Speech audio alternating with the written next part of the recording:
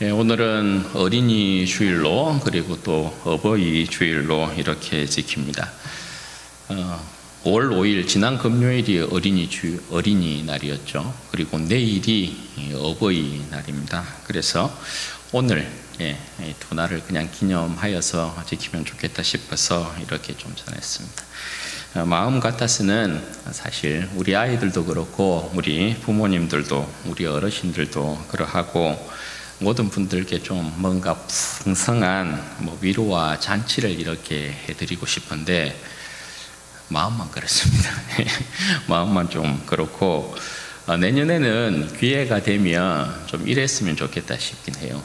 5월달 그러니까 5월 첫 주나 이 한 주를 정해서 어린이날, 어버이날 같이 이렇게 좀 야외 예배와 더불어서 함께 이렇게 좀 지내면 어떨까? 그래서 좀 예산도 풍성하게 이렇게 짜고 어린이들에 맞추어서 어린이들 선물도 하고 청소년들도 맞추어서 좀 거기에 선물도 하고 어버이도 거기에 맞추어서 좀 선물하고 그렇게 해서 좀 풍성한 잔치를 마련했으면 좋겠다.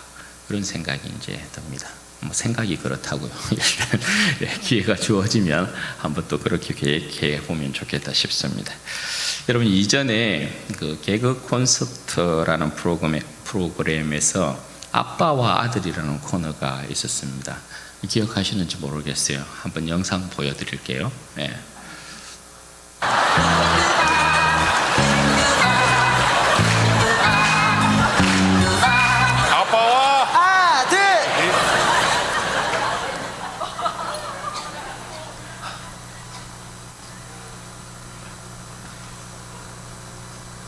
주영아, 아빠. 주영아, 너 지금 뭐 하는 거야? 그게 아니고. 이 녀석아, 돈이 필요하면 아버지한테 얘기하면 되지. 지갑에 손을 대면 어떡하냐, 이 녀석아. 죄송해요. 아니다. 자, 이게 너 용돈이야. 아닌데. 주영아, 그래 앞으로 돈 필요하면 아버지한테 얘기해. 알았지? 네. 우리 주영이는 아빠 지갑에 손 대고 그런 아이 아니다. 네. 그래, 앞으로는 얘기하는 거야. 네. 그래. 여기 또 피자는 어디 갔냐? 내가 다 먹었어. 동아리 돼.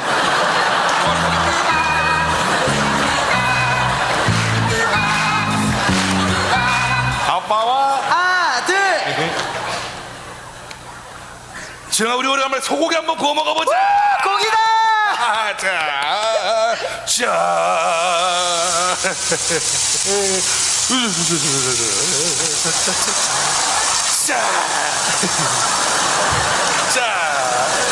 야, 다 구웠네. 종아리 때.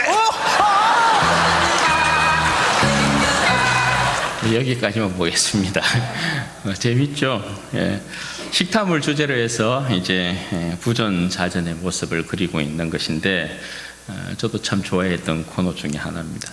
개그는 개그일 뿐이지만 그죠? 여기서 이제 중요한 건 그런 것입니다. 자녀에게 있어서 부모는 삶의 거울이 된다라는 것입니다.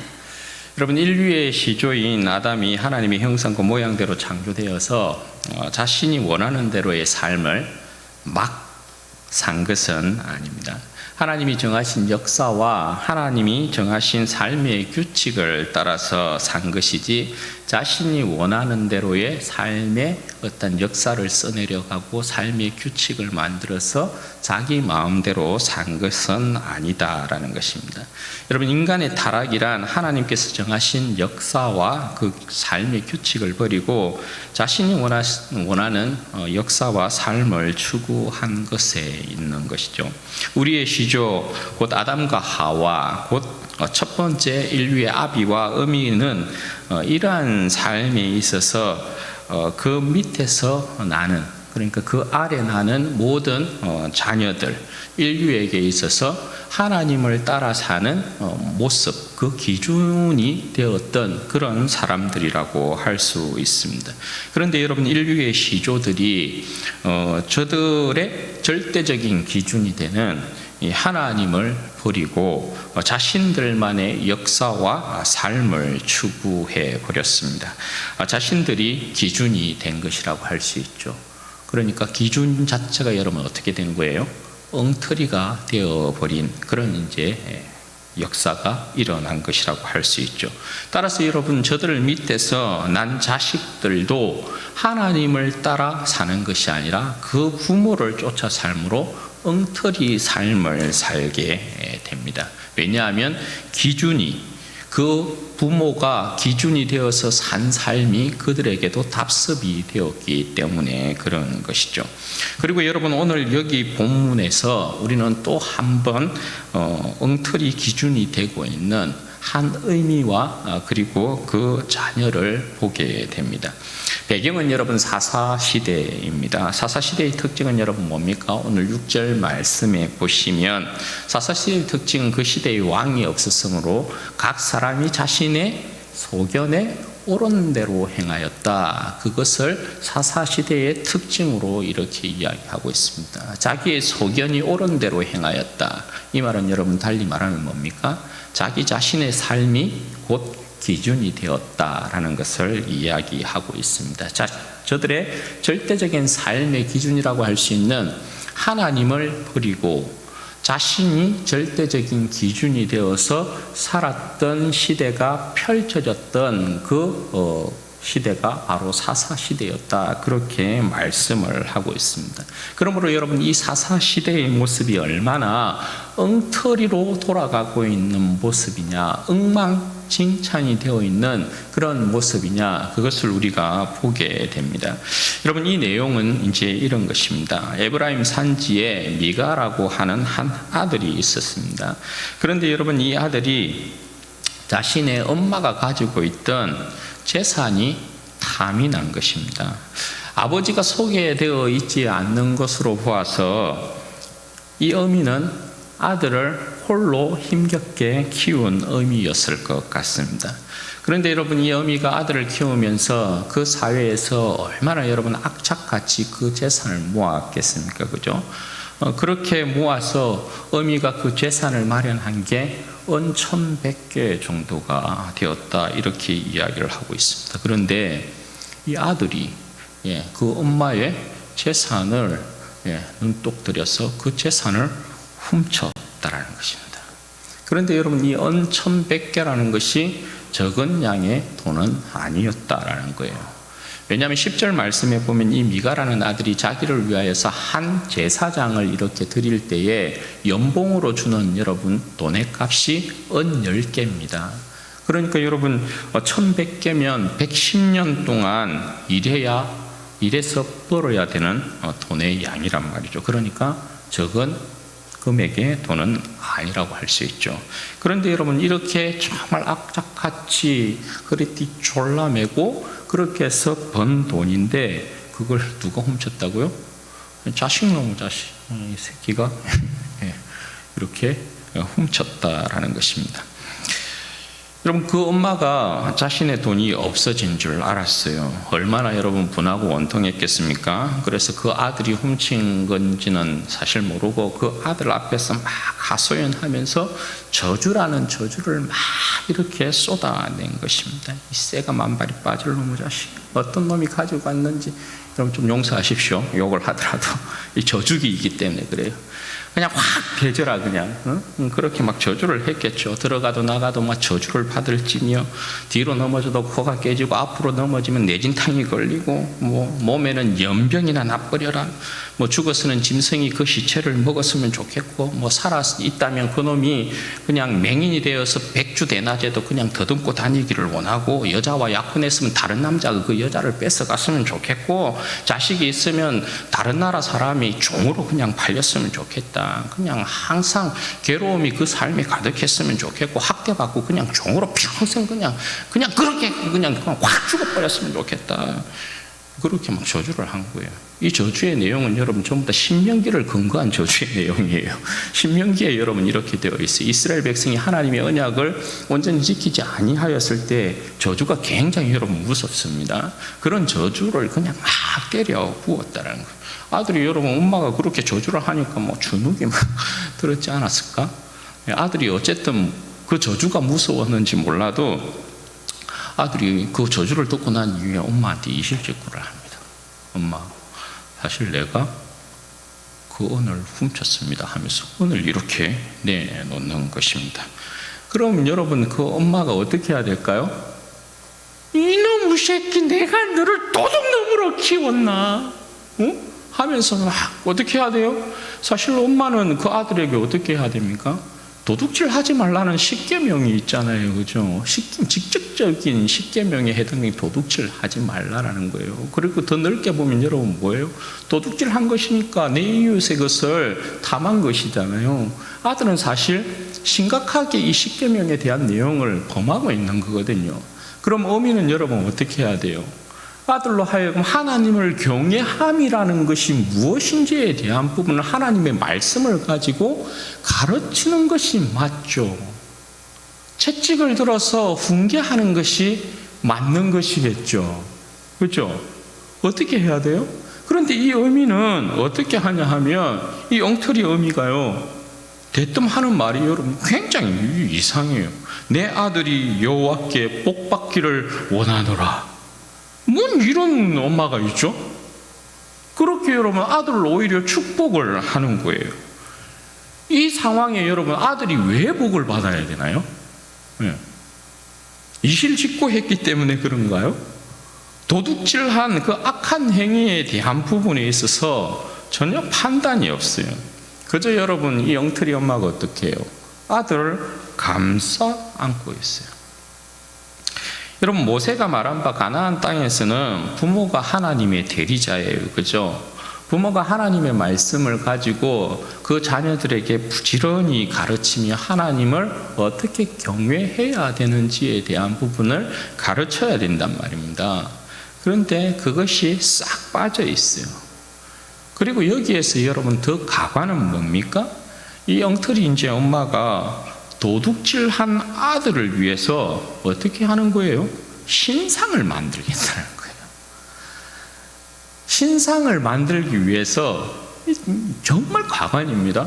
여호와께 은을 드린다 이렇게 되어 있어요. 여러분 정말 아이러니하지 않아요? 신상을 만들기 위해서 여호와께 은을 드려야 되겠다 이라고 있어요. 그리고 은 200개를 가지고 아들을 위해서 여러분 신상을 만듭니다. 그러니까 이 어미는 지금 무슨 생각을 하고 있는 것이겠어요? 3절 말씀에 보면 이 어미는 그 신상을 여호와의 형상으로 만들어서 그 아들에게 주려고 하고 있는 그런 이제 모습이겠죠. 그러니까 여러분 이게 굉장히 엉터리란 말입니다. 하나님께서 여러분 언제 자신의 형상과 모양을 만들라고 그랬어요? 땅에 있는 것이나 땅 아래에 있는 것이나 하늘에 있는 것이나 물속에 있는 것이나 그 어떤 형상도 만들지 말라라는 거잖아요. 그죠? 우상 만들지 말아서 우상 숭배하는 행위 절대 안 된다. 하나님께서 분명히 그렇게 말씀하시잖아요. 그러니까 지금 이 어미가 하는 행동은 여러분 뭐예요? 하나님의 말씀을 쫓아서 하나님을 경외함 가운데 그 자녀를 가르치고 있는 모습도 없고 자신이 하나님의 그 말씀을 쫓아서 사는 모습도 없어요. 누가 기준이에요? 자기가 기준이에요. 자기가 기준. 자신이 기준이 되어서 모든 것들을 판단하고 자기의 규칙을 만들고 있는 그런 이제 모습을 보이고 있는 거예요. 하나님께서 어떻게 말씀하셨는지 하나님을 어떻게 섬겨야 하는지에 대한 부분을 전혀 모르고 있는 것이에요. 그냥 자신이 기준이면서 오늘 사사기의 이 특징이 말하고 있는 것처럼 자신이 왕이 되어 있는 그런 이제 이 엉터리 어미의 모습을 그렇게 오늘 보여주고 있어요. 그런데 여러분 이 모습을 그대로 아들이 이제 어떻게 합니까? 답습을 그대로 하게 돼요. 여러분 미가라는 이 아들이 어미를 통해 배운 것은 자신이 왕으로서 자신의 삶에 있어서 자신의 규칙을 만들고 자신이 기준이 되면 되는구나 이걸 이제 배운 것이라고 할 수 있죠. 하나님이 절대 저들에게 보이지 않습니다. 여러분 만약에 이 미가라는 아들이 어미가 하나님을 경외하는 그 모습을 보고 배웠더라면 이 미가라는 아들이 도둑질 하지 않았겠죠. 그리고 이 미가라는 아들이 어미가 신상을 만들어서 그를 위해서 주었을 때 어떻게 했었을까요? 이 사람이 하나님을 경외한 사람이라면 그 신상을 파괴하고 여호와의 신앙으로 돌아가는 것이 맞다라고 했겠죠. 마치 여러분 열왕기상 15장에 보면 아사 왕이 그 의미가 태우 자리에 있으면서도 아세라 상을 섬겼단 말입니다. 그러니까 아사 왕이 어떻게 합니까? 그 의미 태우의 자리를 패버리는 것입니다. 예. 그런 것처럼 미가라는 이 아들 누구죠? 어미가 자신을 위해서 여호와의 신상을 만들었다 이렇게 하면 어떻게 해야 돼요? 어머니 이게 아닙니다 라고 돌이켰겠죠. 그런데 이 아들이 여러분 어떻게 합니까? 그 신당을 딱 차려놓고 그 신상을 모십니다. 그리고 또 여러분 어떻게 해요? 에봇과 드라빔까지 만들고 있어요. 그리고 자신을 위해서 아무개를, 이름도 없어요. 레위인 제사장이 아니에요. 아론 계통의 제사장이 아니에요. 아무나 그냥 아무개를 데리고 와서 자기 집안의 제사장으로 세워요. 그러니까 이게 뭐예요? 본거는 있어가지고 이 아들이 본거는 있어가지고 여호와의 신앙을 그대로 흉내내고 있는 그런 모습이에요.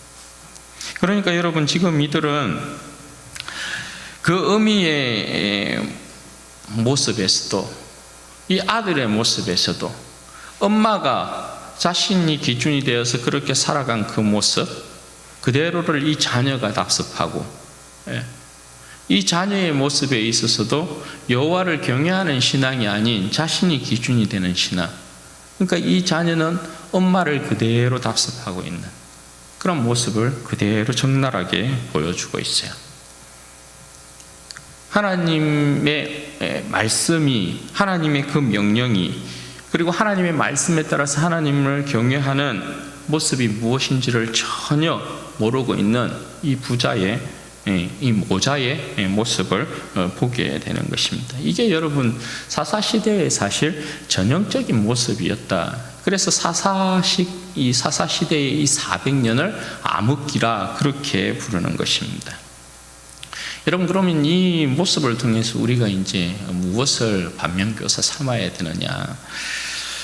여러분 우리 모든 부모들에게 주는 메시지가 있어요. 그게 여러분 뭡니까? 우리는 우리 자식들에게 어떤 부모가 되어야 되느냐라는 것이에요. 우리의 왕 되신 주님을 부모인 우리는 어떻게 섬기고 있는가? 우리의 인생에, 우리의 삶에, 우리의 모든 기준이 우리 주님이 되고 있는 것 맞는가라는 것이에요. 우리는 우리 아이들에게 우리의 인생의 기준이 되시는 분은, 중심이 되는 분은 우리 주 예수 그리스도 한 분밖에 없다라는 것을 가르치고 있는 것이 맞느냐? 우리의 자녀들, 우리의 손주들에게 이 모습을 우리는 보여주고 있느냐? 이걸 여러분 우리가 생각해 봐야 되는 거죠. 여러분 우리는 부모이기에 우리 아이들에게 진짜 어른이 되어 주어야 합니다. 여러분 어른이 되어 준다라는 건 여러분 뭘 이야기하는 것입니까? 그냥 나이 많이 먹는다고 어른이다 이렇게 이야기하는 것이 아니죠. 어른이라는 건 삶의 중심과 기준이 되어주는 사람을 이야기하는 것입니다. 주님을 경외함이라는 인생의 길을 먼저 걸어본 사람을 어른이라 이렇게 부른단 말입니다. 어른이라면, 기성세대라면 이것이 주님을 경외하며 걷는 길이다라는 것을 우리 자녀들에게, 후배들에게 보여주어야 한다는 것입니다. 자신이 왕이 되어 있는 엉터리 기준과 규칙을 가르쳐서는 절대 안 된다라는 것이에요. 어쩌면 우리의 모습이 오늘 이 엉터리 미가의 의미의 모습을 닮아 있는 것은 아닌가? 그것을 보아야 되죠. 이 어미 나름대로, 그죠? 이 모습을 보면 자기 나름대로 그 자식을 위하는 마음이 흘러차고 넘쳐요. 그죠? 도둑질을 했음에도 불구하고 이 아이를 위하여서 오히려 여호와께 은을 들여서 신상을 만들려고 했던 이 의미의 여러분 모습을 보세요. 아비 없이 키운 자식이어서 더 이놈의 새끼가 잘 됐으면 좋겠다, 그런 마음 없었겠어요? 어미의 자식을 위한 이 사랑은 이 내용에 보면 막 팔팔팔 끌어올라요. 그런데 이게 여러분 어떻게 되어 있다고요? 이 사랑의 방향이 잘못되어 있다는 거거든요. 이 형태가 자녀를 위하는 것이 아니라 결국은 여러분 어떻게 만들어요? 자기 자녀조차도 여호와를 경외하는 시당에서 떠나게 만들고 있는 거거든요. 결국 여러분 뭐예요? 그 사랑이 그 자식을 망치는 그런 형태의 모습이 되어 있단 말입니다. 그러므로 부모의 세대라는 건, 부모라는 건 철저히 여러분 뭐예요? 우리의 부모, 그 위의 부모, 그 위의 근본이신 하나님 아버지를 경외하는 모습을 철저히 보여주는, 샘플이 되어주는 그런 여러분 모습이 있어야 된다는 것입니다. 그래서 그 책임이라는 것이, 부모의 책임이라는 것이 여러분 막중한 거죠. 우리 자녀를 향한 사랑을 여러분, 그 누가 여러분 말릴 수 있겠어요? 부모들은 그 자녀를 그 생명보다도 사실 더 아끼고 사랑하는 그런 뜨거움들이 있잖아요. 그게 문제가 되는 것은 여러분 절대 아니에요. 그러나 그 사랑이 주님을 경외함으로 나아가는 모습을 보이지 않는 자녀들에게 부어지는 그 그릇된 사랑과 열정은 오히려 우리 자녀들을 얼마든지 여러분 망칠 수 있다는 것이에요. 개중에는 여러분 우리 성도들 가운데도 다 큰 자식들 뭐 어떻게 하지 못하고 속만 태우는 그런 우리 부모님들도 계시죠. 알고 있습니다. 자식 농사 참 마음대로 안 되는 것이잖아요. 그렇다고 여러분 우리가, 부모인 우리가 자식을 포기할 수 있나요? 부모가 자식을 포기하면 누가 그 자식을 돌보겠어요? 그럼 여러분 다 큰 자식 어떻게 할 수 없는데 세상을 가까이 하고 있고 세상 속에 살아가고 있고 주님을 경외하면서 떠나 있고, 여러분 이런 자녀들을 위해서 부모가 해야 될 일은 무엇인가요? 다른 것 없죠. 우리가 가지고 있는 최고의 무기는 뭡니까? 기도하는 것이죠. 기도하는 것. 뭐 세상 부모들이야 그냥 계속해서 가슴만 치고 있는 것이지만, 우리는 여러분 어떻게 해야 되는 거예요?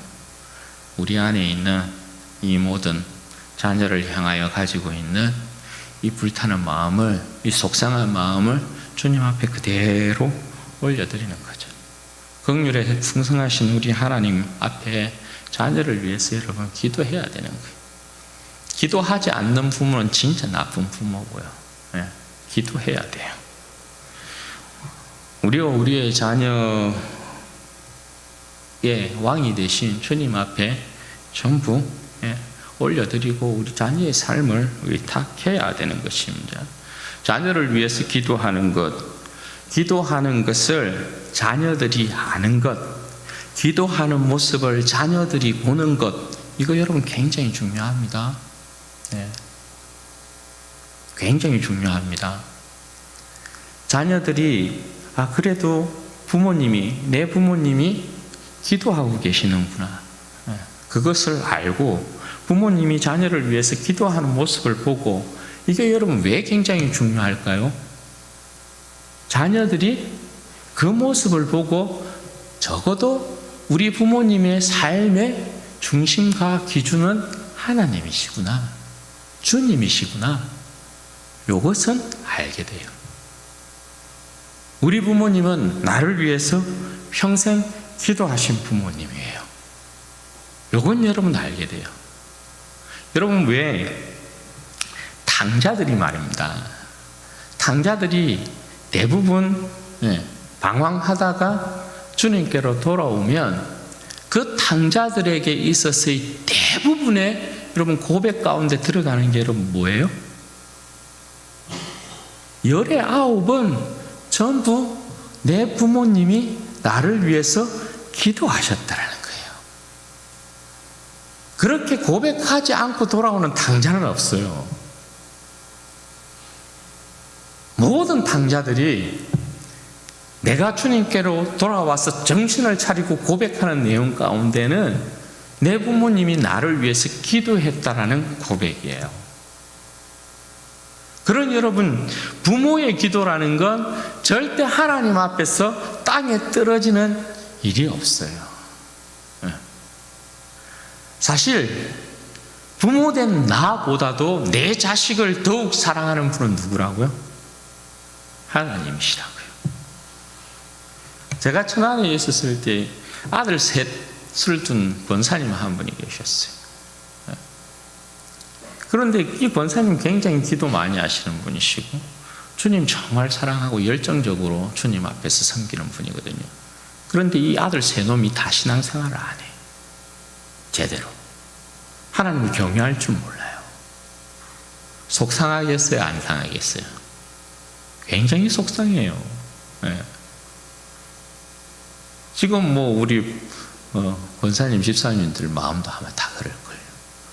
자식놈들이 좀 주님 앞에서 반듯하게 신앙생활을 했으면 좋겠는데 그렇지 못하고 있는 모습 보면 굉장히 속상하거든요. 네. 그렇죠.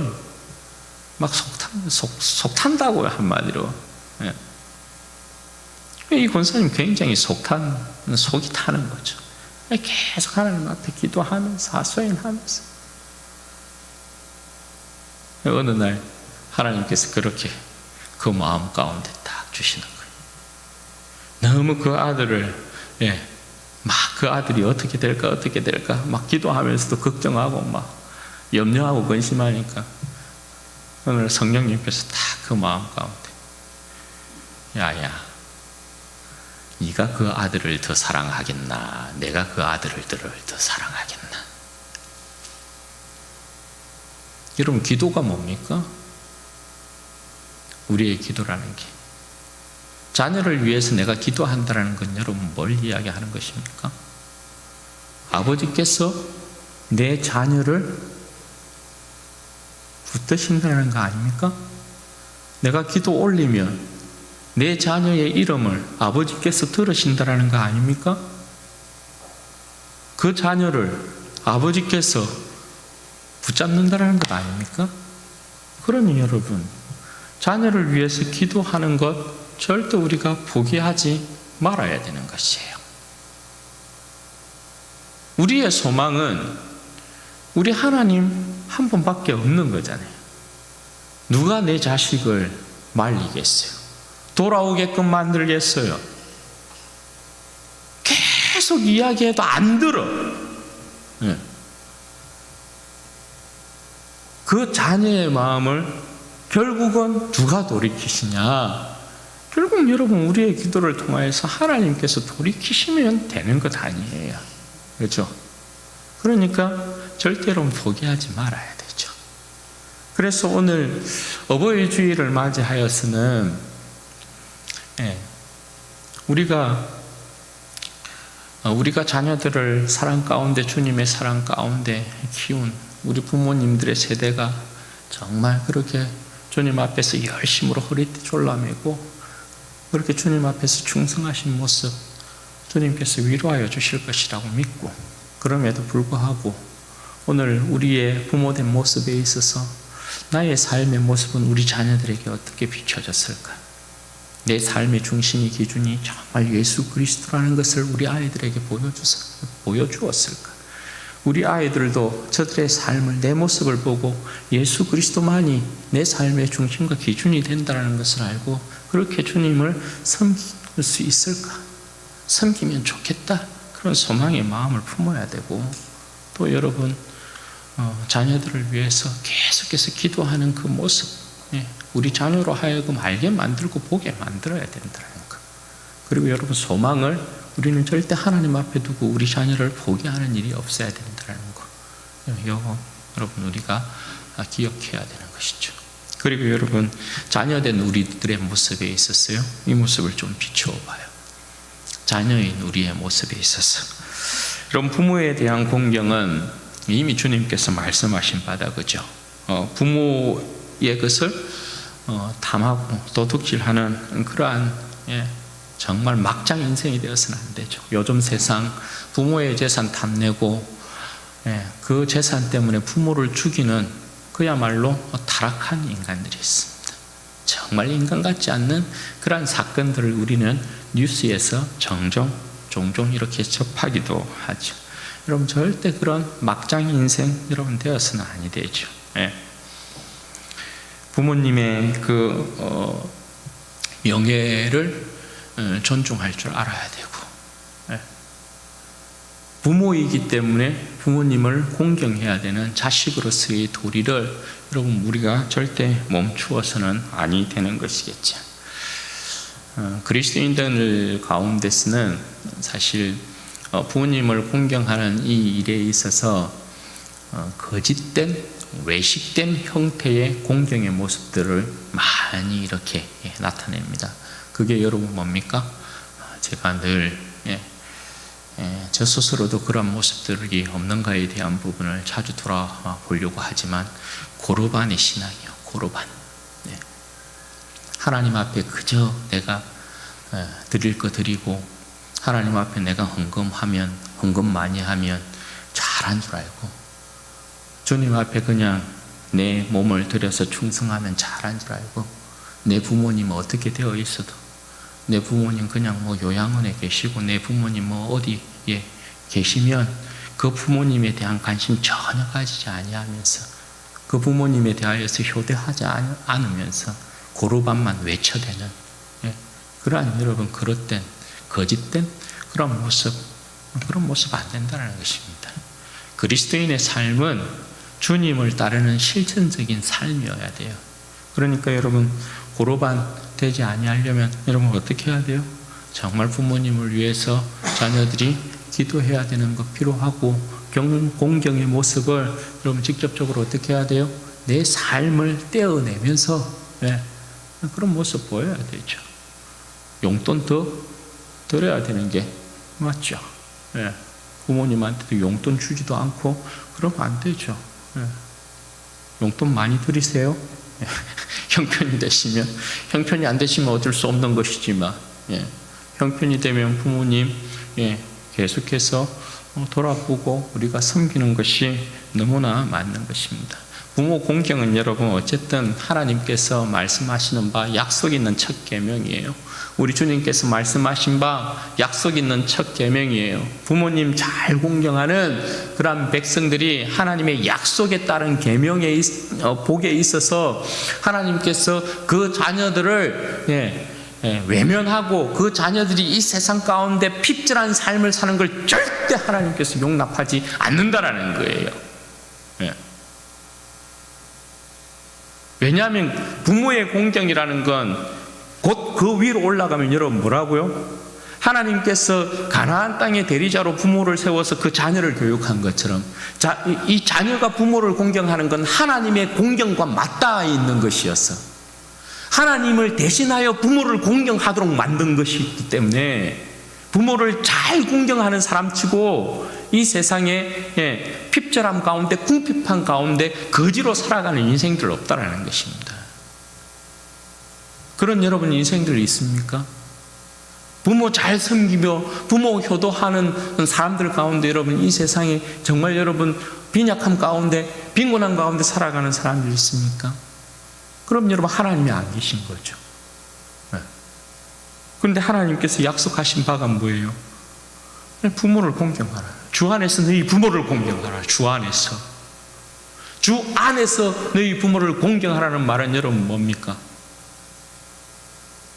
우리의 부모의 요구가 오늘 이럴 수 있거든요.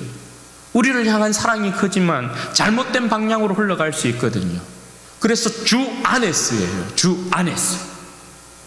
부모님이 예를 들어서 그 자녀를 사랑하는 마음에 야야 니 교회 가면 안 된다. 예수 믿으면 안 된다.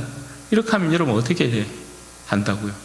주 안에서의 부모를 공경하는 부분에 있어서는 그 말씀이 부모님이 나에게 주는 사랑의 말이긴 하더라도 이건 뭐예요? 우리가 받아들일 수 있는 말은 아니거든요. 그러면 여러분 다른 방향으로 어떻게 그 부모님을 사랑함으로 설득하고 그 부모님을 계속해서 예수 안으로 들어올 수 있도록 우리가 어떤 노력을 해야 될 것인지에 대한 부분을 우리가 보아야 되는 것이죠. 주 안에서의 공경이에요. 그래서 부모님을 내가 사랑하는 그 모습이 하나님을 사랑하는, 주님을 사랑하는 그 위에 있어서도 아니 되는 거죠. 주 안에서예요. 공경의 차원이라는 것이. 그래서 부모님을 섬길 때에도 우리에게는 지혜가 필요한 것이고, 어쨌든 모두가 주님을 경외하는 자리에 서야 되는 거죠. 부모든 자식이든 우리의 삶의 중심이, 기준이 우리의 영원하신 하나님 아버지, 우리 주 예수 그리스도 한 분인 것을 고백하고 그렇게 나가야 되는 것이죠. 그래야 부모님도 복되고 자녀들도 복되다 할 수 있는 것입니다.